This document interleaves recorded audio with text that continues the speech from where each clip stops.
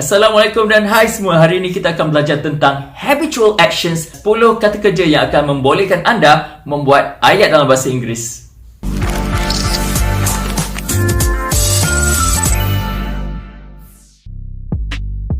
Habitual Actions ni adalah perbuatan yang confirm hari-hari ada orang buat.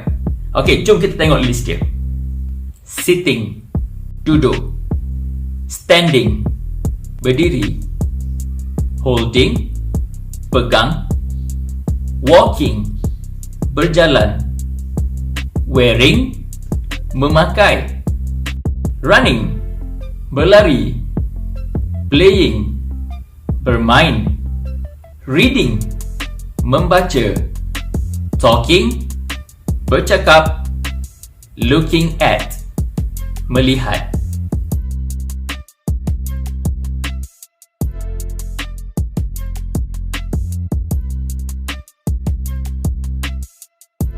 Untuk memudahkan anda untuk ingat 10 habitual actions ni, jom kita buat sedikit senaman.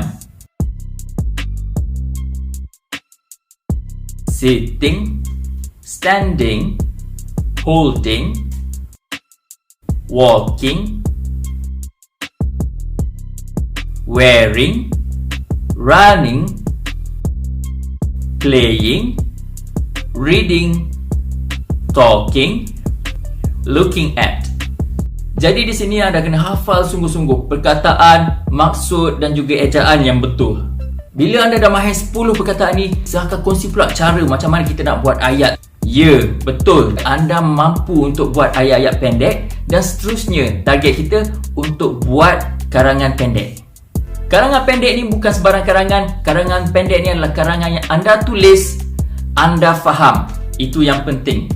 Dan sekali lagi, jangan lupa untuk hafal 10 perkataan ni. Buat senaman, tulis banyak kali. Okey, penerangan dah diberikan, maksud dah diberikan, senaman pun dah buat. Sekarang adalah masanya untuk kita buat homework. Jadi untuk homework, cikgu nak anda dapatkan sebuah buku dan namakan buku tersebut buku Bahasa Inggeris dan seterusnya salin sebanyak 5 kali habitual actions beserta dengan maksudnya. Alah, cikgu nak tulis macam mana bla bla bla. Okey, no problem. Tengok je contoh yang cikgu berikan di sebelah ni. Okey, sampai di situ saja. See ya.